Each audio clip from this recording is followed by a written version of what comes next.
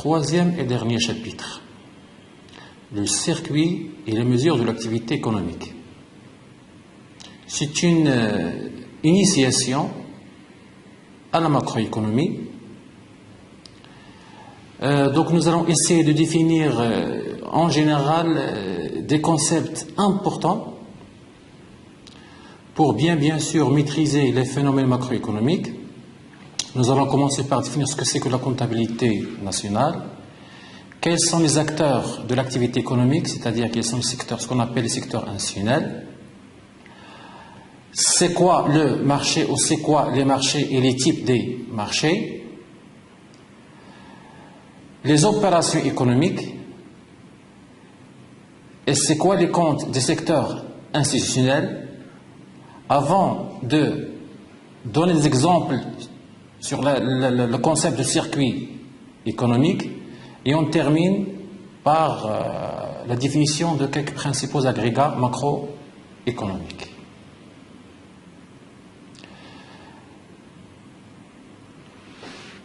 Le premier point, donc le premier paragraphe, s'intitule la comptabilité nationale, parce qu'il y a une relation trop étroite entre la comptabilité nationale et la macroéconomie. Qu'est-ce que la comptabilité nationale?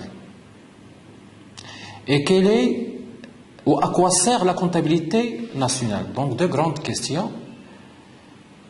La première, qu'est-ce que la comptabilité nationale?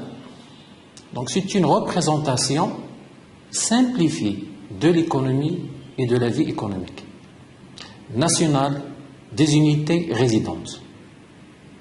C'est une maquette de l'économie pour représenter la complexité de l'activité économique, avec de nombreux acteurs, de nombreux marchés et une multitude de relations économiques, monétaires, financières, de revenus, de production, etc. La comptabilité nationale, c'est également une représentation chiffrée de l'économie nationale. Les opérations économiques des différents acteurs sont quantifiées, donc on parle de quantification, dans un système de comptes articulés. Mais à quoi sert la comptabilité nationale? C'est d'abord un instrument de synthèse statistique. Elle offre un cadre général et logique permettant de retrouver les données économiques sous une forme cohérente et homogène avec des définitions et une nomenclature commune. Elle sert également comme instrument d'information sur le passé et le présent. Elle permet d'effectuer des analyses comparatives dans le temps et dans l'espace des résultats de l'activité économique d'un pays. Généralement, l'agrégat le plus important, ça reste bien sûr ce qu'on appelle le PIB. Donc, le PIB pour l'année 2013, le PIB pour l'année 2012, le PIB pour l'année 2012, le PIB de l'année 2000, le PIB de l'année 1990. Donc, on essaie donc à travers l'étude des PIB de faire une comparaison entre le passé et le présent. Est-ce que le PIB, comment il a évolué? Est-ce qu'il a progressé? Est-ce qu'il a régressé? Est-ce qu'il a stagné? C'est ce qu'on appelle instrument d'information. C'est également un instrument de prévision, le futur. Instrument de prévision économique.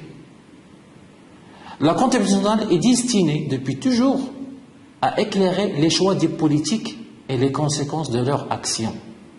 Elle mesure l'activité économique des agents économiques sur le territoire économique marocain, par exemple. Le cas de notre, bien sûr, économie. Bien sûr, après, disons, l'analyse des agrégats dans le passé et leur comparaison avec le présent, il reste les prévisions. Ça sert à mener des politiques économiques efficaces, des politiques budgétaires, des politiques monétaires, des politiques fiscales, des politiques de toutes sortes, bien sûr. Des politiques d'emploi, par exemple. Les relations entre les agents économiques et avec le reste du monde forment ce qu'on appelle le circuit économique. Donc le schéma, ou le tableau suivant, il donne une idée sur ce qui se passe au niveau macroéconomique. Nous constatons qu'il y a trois éléments importants. Les acteurs économiques, ce qu'on appelle les acteurs, c'est-à-dire les secteurs institutionnels. Le deuxième élément important, ce sont les opérations économiques.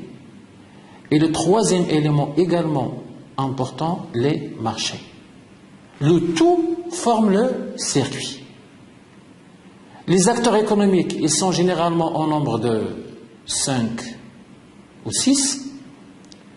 Les ménages, les sociétés et quasi-sociétés non financières, les sociétés financières, l'État, c'est-à-dire l'administration publique, sans oublier les institutions sans but lucratif, comme les associations, comme les partis politiques, et le reste du monde.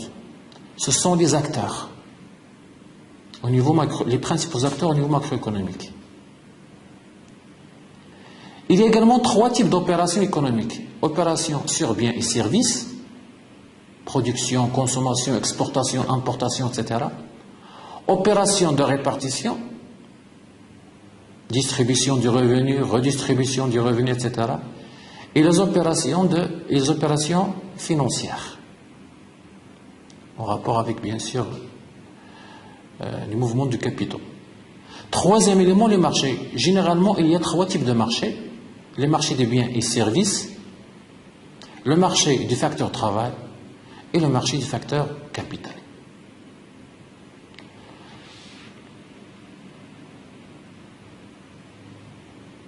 Donc nous allons commencer, après avoir défini ce que c'est que la comptabilité nationale, et après avoir donné une idée globale sur ce que c'est qu'un circuit élaboré, nous allons commencer par examiner l'élément numéro 1, le plus important, ce sont les acteurs de l'activité économique, ce qu'on appelle la comptabilité, les secteurs institutionnels.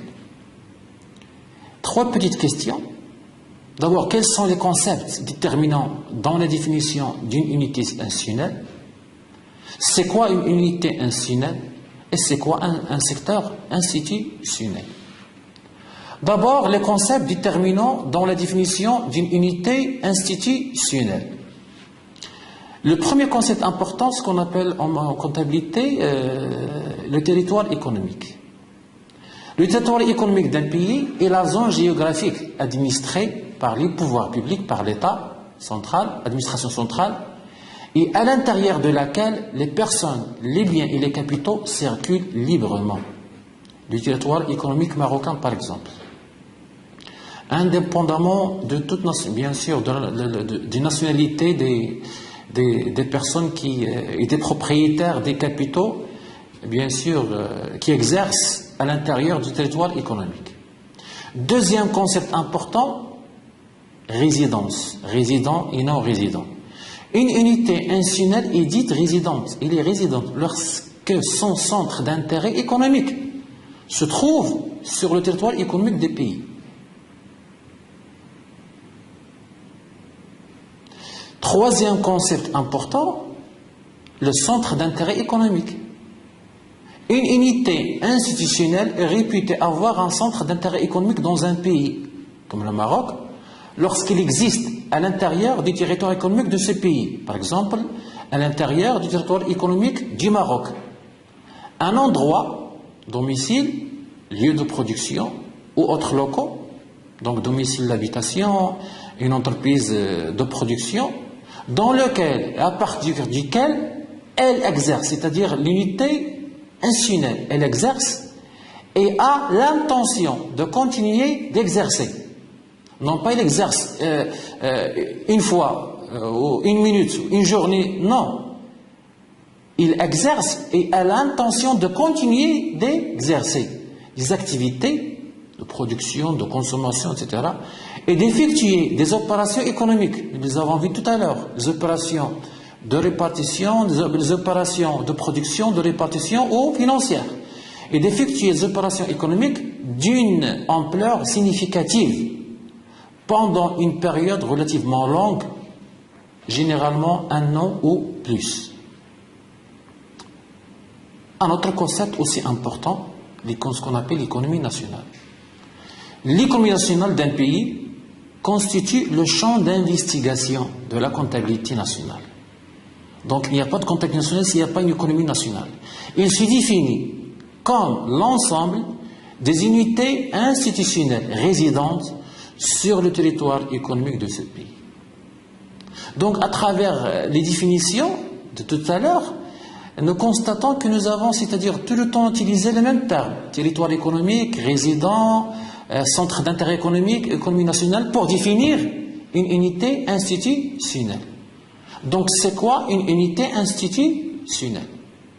Dans la comptabilité nationale, un agent économique est dénommé unité institutionnelle. Celle-ci est définie comme un centre élémentaire de décision économique caractérisé par une unité de comportement et une autonomie de décision dans l'exercice de sa fonction principale. Par exemple, la fonction de consommation, ou la fonction de production, ou la fonction de financement, ou la fonction de redistribution du revenu. Exemple, la famille X. C'est une unité institutionnelle. Elle fait partie du secteur ménage. L'entreprise X, c'est une unité institutionnelle. Elle a pour fonction principale la production.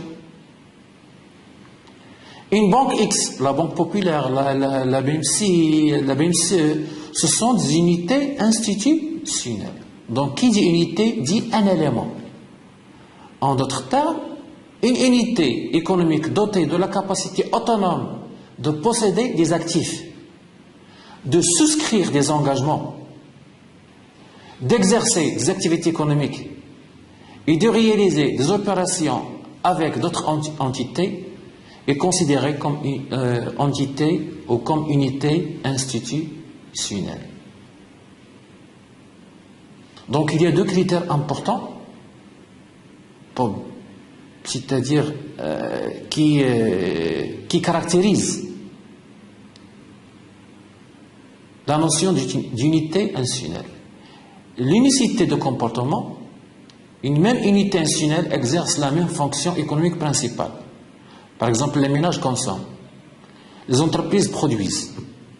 Deuxième critère, l'autonomie de décision. Une unité doit être en mesure de prendre des décisions et d'exercer des activités économiques, de disposer d'un patrimoine, d'avoir la capacité juridique de souscrire des engagements et de conclure des contrats, de tenir une comptabilité complète. C'est quoi un secteur institutionnel? Les nécessités de synthèse ne permettent pas de s'intéresser à chaque unité institutionnelle, prise individuellement. Ces unités sont regroupées en ensemble dits secteurs institutionnels. Ces secteurs peuvent être subdivisés en sous-secteurs. Chaque secteur ou sous-secteur regroupe les unités institutionnelles ayant un comportement économique analogue.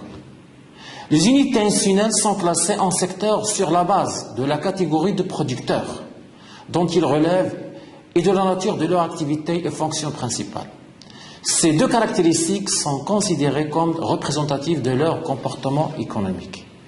Les unités institutionnelles résidentes qui constituent l'économie nationale se répartissent en 5 secteurs institutionnels mutuellement exclusifs.